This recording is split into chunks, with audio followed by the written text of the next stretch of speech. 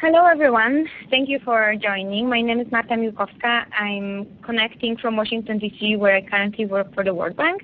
But I will be telling you today about Simba Foundation project in Kenya, where we were supporting several social entrepreneurship initiatives in Maasai community. So just to start by saying who I am, I'm part of the SENS Mafia. So for those who are not familiar with it, it's basically a management program implemented by Alliance of Business Schools. I did my first semester in Poland, the second one in Budapest, and the internship at the UNAOC, which is the Alliance of Civilizations by the United Nations. And I'm currently working for the World Bank, where I work as an entrepreneurship specialist. We do several projects, including entrepreneurship training in Vietnam and virtual incubation platform in Brazil, as well as self-learning exchanges between the governments that we implement in many countries, including India. But today I will tell you about my African project, actually about one of my African projects that was implemented in Kenya 3 years ago.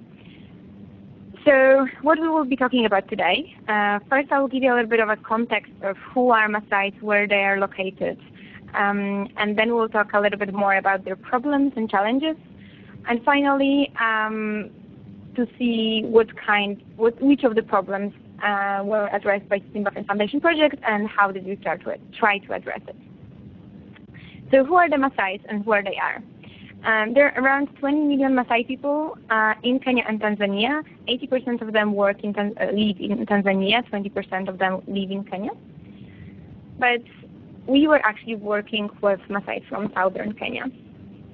If you look on the Google Maps, Majimoto, that's the village where we lived, is in the middle of nowhere. And it is a little bit in the middle of nowhere. So how do you get there? Imagine that you land in Nairobi. Nairobi looks like this. It's a really developed city. You have a lot of business people running around in European clothes with their laptops and mobile phones. It has one of the most innovative ICT hubs and startup communities. But you don't stay there. You go further. You get into the bus, which is called Matatu. It can be pretty nice bus, small but pretty nice, or a local bus, which looks like this. If you choose the local bus, then you have several goats next to you, bags of rice, bags of ugali, which is a local typical food, bananas, and many other stuff. Of course, for 20 places, there are 40 people sitting, there is a loud hip-hop music, and everyone is dancing, so you kind of dance along. And you go like this for 5 hours. After 5 hours, you reach Narok, and Narok is our last stop of civilization. That's the place where we actually came every second day to buy food and many other stuff that normal person from Europe cannot live without. But you once again don't stay there for long. You go further in the direction of Masai Mara. Masai Mara is it's probably the most popular game reserve in Kenya. And after around an hour, on the left-hand side, you will see a sign saying Majimoto.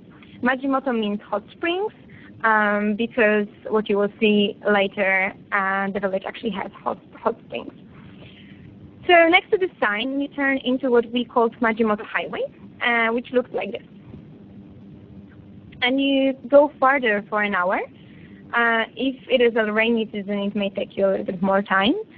And you reach Majimoto village, and that's the plan of the village. So when you look at the camping, that's where we used to live. Widows Village is one of the social entrepreneurship projects that I will talk about in a second. And school actually shows the place where the school was built. So what is there? Basically not much. You don't have running water, you don't have electricity, you don't have buses, you don't have real roads, as you can see. You have a lot of beautiful hills, and it's kind of semi-desert, especially during the dry season. So when you look from up, that's basically the village. There are 21,000 inhabitants in Majimoto village, but they are spread around. So it's really difficult to actually find out the real village in a sense that we think about this. One of the good things that that is a blessing basically for Majigoto village is that they have hot springs. So first of all, they have access to water, which is amazing. Second of all, they have access to safe water because those hot springs are really boiling. So they are bacteria free at the beginning. And hot springs, which is also showing a part of Maasai culture, has two parts to it. So there is a part for female and there is a part for male. This is a part for female. Female can come there. It's an open space. They can come there. They can do the laundry. They can fetch the water and then carry it home for miles and miles. And there is a male part, which basically has a place to chill out and lay down and have fun. And no woman is allowed to enter this part except for white women. So for us, because we were women but white, we were kind of in the middle of the gender ladder, and that's why we could enter the male part, but only in the night, which was actually amazing in the evening after the whole day of work. So another thing that is very common there are wild animals, because it's just 30 miles away from Masai Mara, so the game reserve. There is no fence around Masai Mara. So it happens very often that giraffe was running next to my car. We heard hyenas laughing every night in the evening. Well, lions were not that common, but zebras, gnu, and other animals definitely yes. So who are Maasai? They're pastoralists, so cattle is the most important part of their culture. It's more important than any other human being. They also have a story which says that they believe that their God basically gave them the cows, sent them from the sky. And they also believe that all of the cows in the world belongs to Maasai, which means if you are, I don't know, European, American, Asian, whoever, and you have a cattle, that means you or someone else from your family stole it from Maasai people before. Therefore, they can take it over, and that's not really stealing, right? Because it's kind of taking back what they owned before. They're polygamistic, which means that every Maasai man can have many wives, and it's very common. They usually have around 4 to 7 wives, depending on how much cattle they have, because they have to give a dowry to the father of the future wife in cows. The average price for a wife is 9 cows. For white women is 12 cows. However, because I was 23 while being there, I was offered only 10 because I was already at the age of the widow in Maasai culture. They're also very patriarchal. The man is taking all of the decisions. Women work 24/7. They build houses. They fetch the water. They take care for the whole, basically for food, for everything that's around. And they don't really have any say in any decisions in the household. So how do they live? Usually they live in subgroups, mostly based on a family or 2 families. If you look on the graph on the left-hand side, that could be a potential family holding. So we would have a fence around the huts. All of the black points would be huts of different wives of the same men.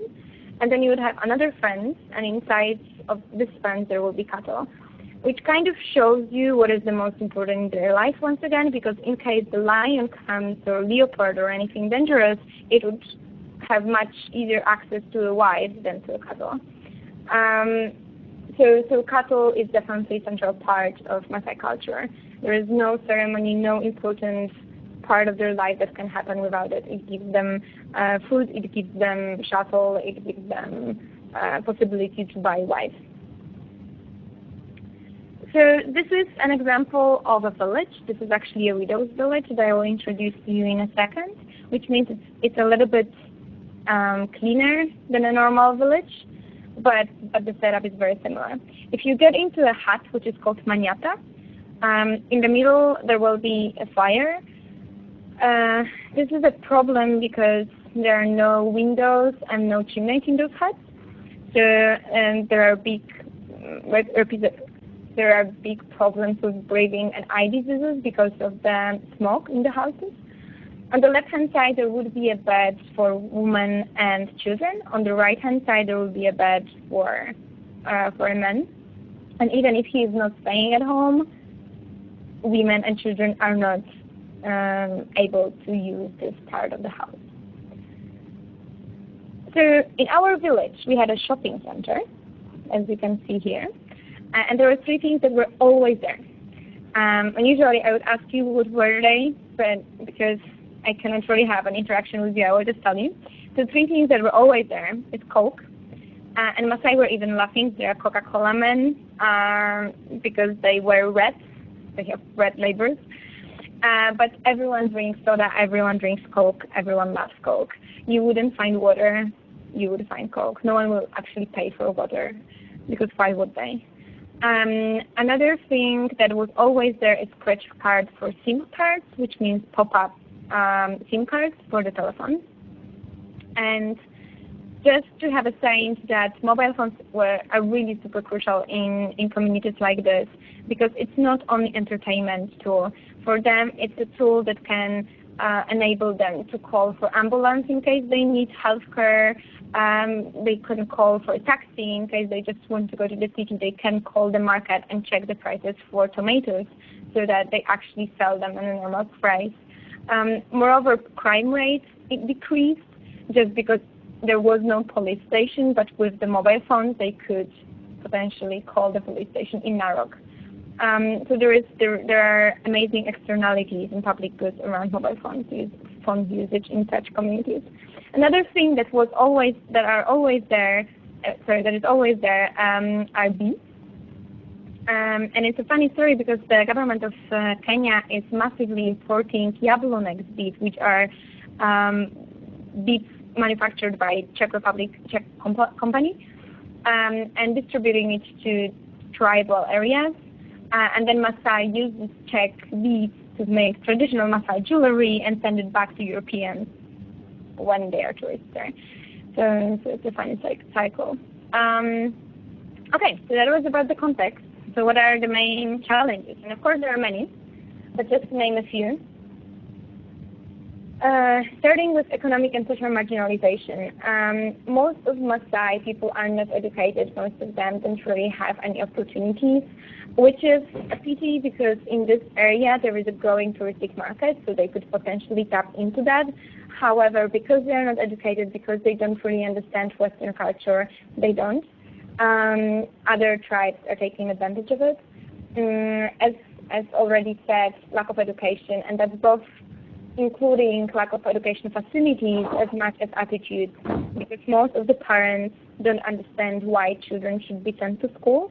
So it happens that they would send to school the least smart child just because they wanted the smart child to be at home and to help them with everything. Another part is gender inequality. That's a huge problem. I will tell about this in a second. A lack of access to water, as said, Majimoto was super unfortunate. However, many other people are not. And that's usually women and children and young girls who are fetching water and carrying it every day for hours. And that's just a normal story. Lots of diseases, starting from diarrhea to malaria and many other more complicated diseases, and deforestation. So South Kenya used to be a forest, but because people needed wood for fire, they chopped down all of the trees, and because of this, lack of access to water exists. So basically the whole ecosystem was destroyed. So we tried to address, so talking about gender inequality, I will tell you a story about Shipai. And you can think how old is she? So answering that question, it's hard to answer because she doesn't have any birth certificate. She was born in the bush, but we assume she's around 12 years old, and she's already a widow and she already has 2 children. But let's go step by step. So, of course, as a young girl, she was fetching water and carrying it the whole day or the whole morning because that's just the normal thing to do when you are a Maasai girl. When she was around 9 years old, she was circumcised. This is legally not, this is legally not allowed in Kenya. However, no governmental official will actually go to the bush and check what is happening out there. Moreover, in Tanzania, circumcision is not illegal, which means, and there is no border between Kenya and Tanzania, which means in the worst case scenario, Maasai men or fathers can just send their daughters to Tanzania. So she was circumcised. I will not go into depth into this topic because it requires interaction with someone who is listening, and it's really difficult. But it's done in a horrible conditions with no hygiene, no understanding of human body and medicine. Many of those girls actually die. But Nashipai was fortunate enough, she survived. She was also fortunate enough to be sent to school. So she went to school. However, unfortunately, after some time, she had her first menstruation. And in Maasai community, they don't have, in this village, they don't have napkins. They don't have feminine pads. So because of this, everyone would see that she is bleeding, and they have to wear uniforms at school. So she couldn't really. And because it's taboo and because you cannot about this, she just stopped going to school and she never returned. And that's very common. But during when women have first menstruation, you can see school. So she was expelled from the school and she never came back. Then very early she got married. Her father, of course, was trying to find the best husband for her, and the best husband means the guy who will pay the most for her. She was offered 10 cows, which was really high price because she was young and pretty and hardworking. But the 10 cows was offered by a guy who had around 70 years old. And of course, around, right, because we don't know exactly. So she got married to a really old person. She got pregnant, and very soon her husband died. So she became a widow.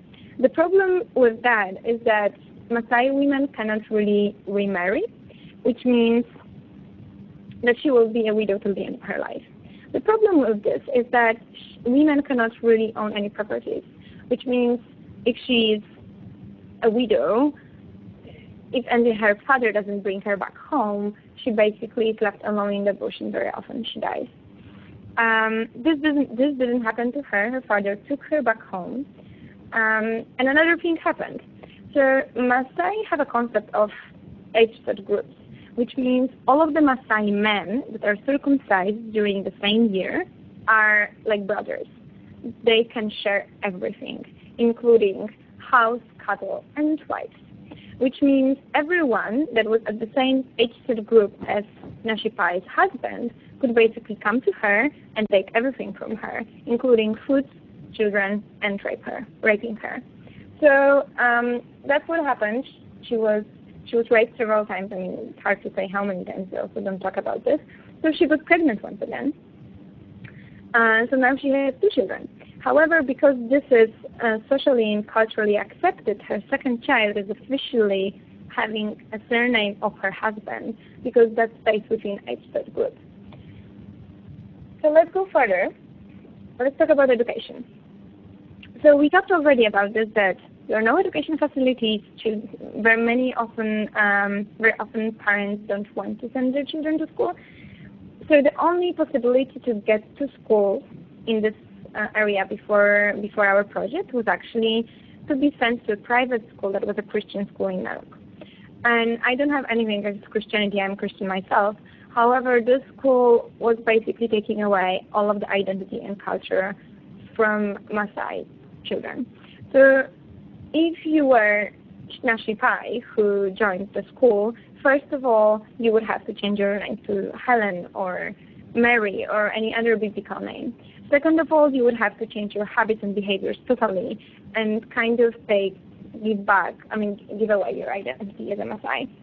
And that's a huge problem that Maasai struggle with because people like Salatin Olentutu that you will meet in a second understand that economic development is very important, but then why should they lose identity? Why should they pretend they're someone who they are not? So this is a very difficult challenge. It's not only about facilities, it's about the culture and all of the context around it. So let's talk about malaria. Everyone knows malaria is one of the biggest reasons of death in sub-Saharan Africa, which is interesting because there are drugs, especially for malaria falciparum in Eastern Africa. That's not that difficult. I mean, it's not the hardest malaria. You have medicaments. They're not that expensive. You can do the tests nearly everywhere, especially in Kenya for a few cents. So it really shouldn't be a problem. So what was the problem? The problem is that in Majimoto, there was no local healthcare provider. There was no pharmacy, so you couldn't find those medicines. And actually, the biggest problem was that there was lack of transportation infrastructure. So there was no bus that would go to Narok. And to buy a taxi, to pay for a taxi, that was already something they couldn't afford. So that's kind of, once again, widening the context of a problem, because when you want to target diseases, it's not only about diseases, it's not only about medicaments, it's also about enabling environment. Okay, so some solutions. I went to Kenya with Simba Foundation. We got a grant from Ministry of Foreign Affairs of Poland. We went there with 10 volunteers from Poland that you can see on the photos. They were ranging from first-year engineering studies students to 60-year-old environmental specialists. And we were working together with around 60 Maasai workers, and also some engineering specialists from Kenya, but from different tribes. We were targeting those problems. So marginalization, gender inequality, lack of education, and deforestation. Let me go one by one. So talking about economic and social marginalization, let's meet Salatin Olentutu. He is traditional Maasai chief. He doesn't know how to read and write. He's never been to school. He's always wearing traditional Maasai shuka, as you can see on these photos, including when he's going to Nairobi or even USA, because he's sometimes traveling from the Kenyan tourist board to California. He's always wearing shukas. And then in this shukas somewhere, he has 2 mobile phones and professional business cards of his touristic company that he set up. So this is the touristic company. This is the campsite, but he'll have a trekking company. So at the bottom, you can see the shower, and that has warm water because of the hot springs. At the top, you can see the tents, the facilities. And just to give you the estimation, how much do you think the tourists are paying for that, for one night in such a tent? So it's actually $100 per night without food. And Salatin has so many requests he can choose tourists that he wants to have there. People are just more than willing to stay in a real Maasai village next to hyenas, zebras, and all of the animals running around. So another person I want to introduce to you is Han Kuraya. She was working against gender inequality in the village. And looking at this photo, that's very much who Helen is. She would sit in a village with no electricity, with an olive lamp and a laptop that would be charged in Narok every week, and doing a presentation for their USA NGO friends who sponsor scholarships for girls' education.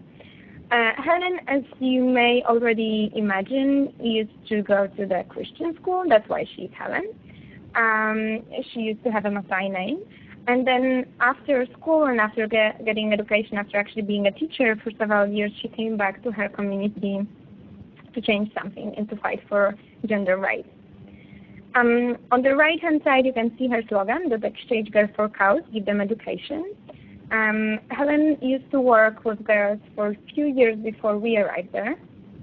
She used to sponsor, she used to basically try to fundraise for scholarships for education in private schools for those girls. because, as I said, in Kenyan law, circumcision is illegal. Once a girl is in the boarding school, she cannot be circumcised. So for Maasai girls to be sent to school is not only a matter of education, but it's actually a matter of circumcision and very often survival. So another thing that Helen did is she established what she called Nkitenklepa. It's a widow's village. It's the first and only village in the whole Maasai world, as far as I know, that helps widows. And there are literally widows who are walking miles from Tanzania just to get there. So she set up a village where they not only live and work together, but they do beads that are then being sold to tourists that are at Salaton's campsite. So there is a collaboration between those two entities. They also sing for the tourists, but they also have a cattle. And that's a very important thing because, as I said, cattle is the most important thing in Maasai culture. So they not only own things by themselves, but they own the most important thing. They own a cattle. Another thing that we worked with is education. So we did two things. First of all, we raised awareness about the importance of education. We held several trainings for Maasai women and Maasai men, as men are usually the one making the decisions about putting children in school. But we also built a school. So the school on the left-hand side that you can see top up, that's basically the school I left after 9 months living there. It can host classes for 600 children. It can also be expanded to 2-story building, and that's the plan for the future if they have enough funds and if they have enough teachers and students. The great thing about this project is that they being Helen and Salaton, they really feel ownership of this project and they really develop the project. So I left the school, as you could see on the left side, and after a month they fundraised an additional funds, and they painted the school, they did the logo, they bought all of the furniture. Just to give you some more photos, that's exactly what they did. And really, we didn't do anything inside the school. So all of the furniture, all of the materials are literally done by Helen, which is incredible to see that projects like this is growing after you left. Another thing that we were working for is forestation. So as said before, there is a huge problem with deforestation in the community.